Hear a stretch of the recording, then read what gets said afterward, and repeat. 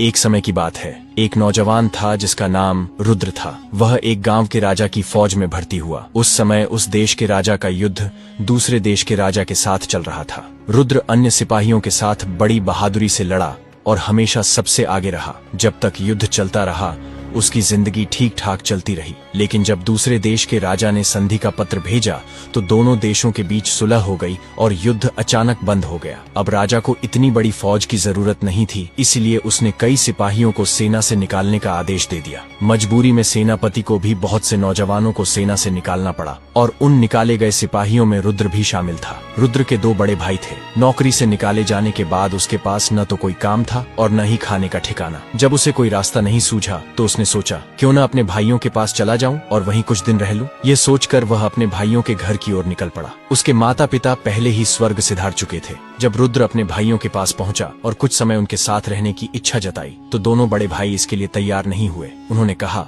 हमारा तो अपना ही खर्च बड़ी मुश्किल से चलता है, हम तुम्हें कैसे पाल सकते हैं। अब रुद्र के सामने गांव छोड़कर जाने के अलावा कोई और रास्ता नहीं था। आखिरकार दुखी मन से उसे वह गांव छोड़ना ही पड़ा। उसके पास केवल अपने हथियार थे जो उसे फौज में भर्ती होने पर मिले थे और फौज से निकालते समय उसे सौंप दिए गए थे। वह अपनी बंदूक कंधे पर लटकाए गांव से निकल पड़ा। चलते चलते वह ऐसी जगह पहुंचा जहां घने पेड़ों के अलावा और कुछ नहीं था। वह बहुत थक गया था, इसलिए एक घने पेड़ के नीचे आराम करने के लिए बैठ गया और अपने भाग्य के बारे में सोचने लगा। ना तो मेरे पास पैसा है और ना ही मुझ में कोई खास हुनर। अब मैं कौन सा काम खोजूं? शायद अब तो मुझे भूखा ही मरना पड़ेगा। उसी समय हवा का एक तेज झोंका आया।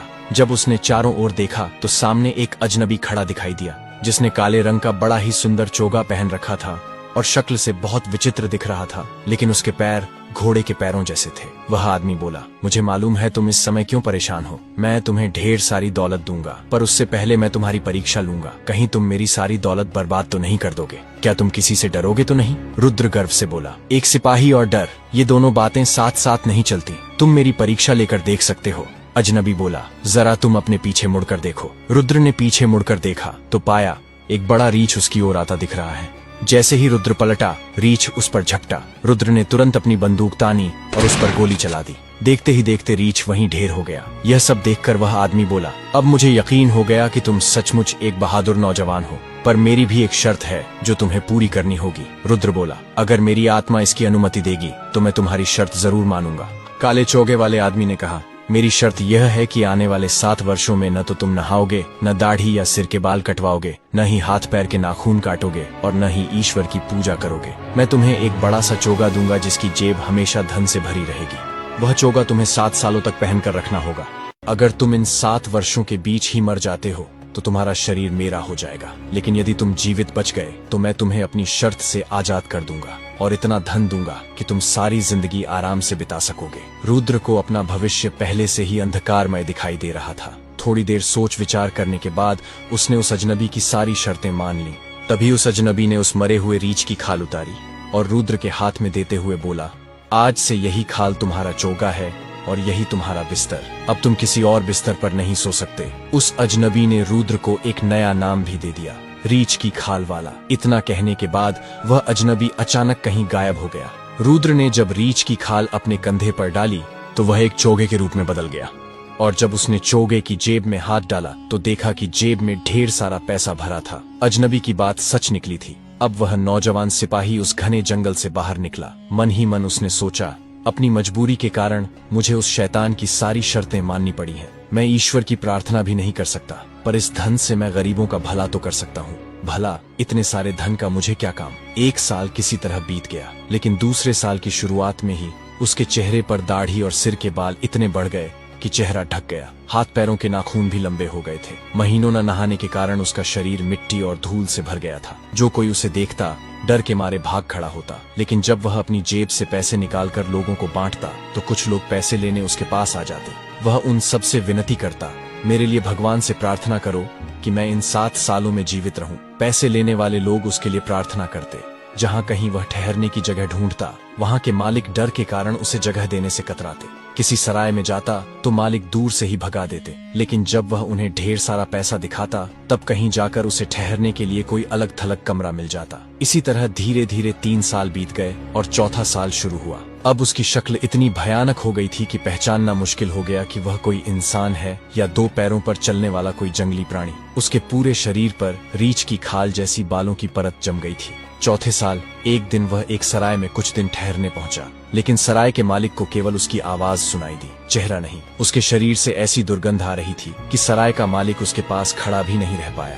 उसने रुद्र को अपने सराय में तो क्या, अस्तबल में भी ठहरने की अनुमति नहीं दी, यह कहते हुए कि अगर मैंने तुम्हें अस्तबल में भी रहने की अनुमति दे दी तो कहीं मेरे घोड़े डरकर भाग न जाएं। जब रुद्र ने उसके सामने ढेर सारा पैसा रखा तो सराय के मालिक ने उसे सराय से दूर नौकरों के लिए बने एक कमरे में ठहरने की अनुमति दे दी, लेकिन एक शर्त रखी, जब तक तुम यहाँ हो तब तक अपने कमरे से बाहर नहीं निकलोगे, नहीं तो तुम्हारे डर से कोई भी यहाँ ठहरने नहीं आएगा। रुद्र ने यह शर्त मान ली। शाम को जब वह अपने कमरे में अकेला बैठा था तो सोच रहा था, क्यों ये 7 साल कभी खत्म ही नहीं होते, मैं इतनी भयंकर जिंदगी और कैसे जी सकता हूँ। तभी उसे अपने बराबर वाले कमरे में से किसी आदमी के जोर जोर से रोने की आवाज आई। रुद्र, जो स्वभाव से बेहद दयालु था, अपने कमरे का दरवाजा खोलकर बाहर निकला। उसने देखा कि बगल वाले कमरे में एक बूढ़ा आदमी फूट फूट कर रो रहा है। रुद्र जब उसके पास पहुंचा तो बूढ़ा उसे देखकर डर गया। वह उस समय पूरी तरह रीछ की तरह दिख रहा था और उसकी शक्ल सूरत डरावनी लग रही थी। लेकिन जब उसने नरम और मधुर आवाज में पूछा, बाबा आप क्यों रो रहे हैं, तो बूढ़े का डर थोड़ा कम हुआ। बूढ़े ने दुखी आवाज में कहा, मैं सब कुछ जुए में हार चुका हूँ, अब मेरे पास 1 पैसा भी नहीं बचा, मैं इस सराय का किराया भी नहीं चुका सकता, सराय का मालिक मुझे जरूर जेल भिजवा देगा। रुद्र ने मुस्कुराते हुए कहा, आप चिंता न करें, मेरे पास बहुत सारा धन है। यह कहकर उसने अपनी खाल की जेबों से ढेर सारा पैसा निकाला और बूढ़े के सामने रख दिया। फिर बोला, अब आपको रोने और दुखी होने की कोई जरूरत नहीं है, इससे आप सराय का किराया चुका सकते हैं। इतना ही नहीं, रुद्र ने बूढ़े को अपने घर ले जाने के लिए और भी धन दे दिया। बूढ़ा उसकी दरिया दिली से बहुत प्रभावित हुआ और कृतज्ञता से बोला, बेटा मैं तुम्हारे इस उपकार के बदले में अपनी किसी भी एक बेटी का विवाह तुमसे करना चाहता हूँ। तुम मेरे साथ मेरे घर चलो और अपनी इच्छा से कोई भी लड़की चुन लो। पहले तो रुद्र ने संकोच किया, क्योंकि उसे यकीन था कि उसकी डरावनी शक्ल देखकर कोई भी लड़की उससे विवाह नहीं करना चाहेगी, परंतु बूढ़े के आग्रह पर वह उसके घर चलने के लिए तैयार हो गया। सुबह होते ही जब वे घर पहुंचे तो बूढ़े ने अपनी तीनों बेटियों को बुलाकर सारा किस्सा सुनाया और अपना निर्णय सुनाया। दोनों बड़ी बेटियों ने जैसे ही रुद्र को देखा, डर के मारे चीखती हुई बाहर भाग गईं और अपने पिता की बात को मानने से साफ इनकार कर दिया। फिर बूढ़े ने अपनी सबसे छोटी बेटी को बुलाया। वह रुद्र से विवाह करने को तैयार हो गई। उसने सोचा, जिसने मेरे पिता को जेल जाने से बचाया और इतना धन दिया, वह जरूर कोई नेक इंसान होगा। ऐसा काम कोई बुरा व्यक्ति नहीं कर सकता। रुद्र ने अपनी अंगूठी उतारकर उस लड़की को दे दी और उसकी अंगूठी खुद पहन ली। फिर बोला, मैं अभी तुमसे विवाह नहीं कर सकता, क्योंकि मुझे इस हालत में अभी 3 साल और बिताने हैं। अगर मैं इन 3 सालों में मर गया तो तुम आजाद हो, पर अगर मैं जीवित रहा तो मैं जरूर लौट कर आऊंगा और तुमसे विवाह करूंगा। बस तुम मेरे लिए भगवान से प्रार्थना करती रहना। यह कहकर रुद्र वहां से चला गया।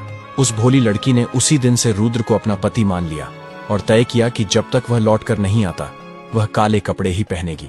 उसकी दोनों बड़ी बहनें उसका मजाक उड़ाती और कहती, तू कितनी भोली है, वह कोई इंसान नहीं, 2 पैरों वाला रीछ है, वह तुझे एक दिन मार डालेगा। लेकिन छोटी बहन को भगवान पर पूरा भरोसा था।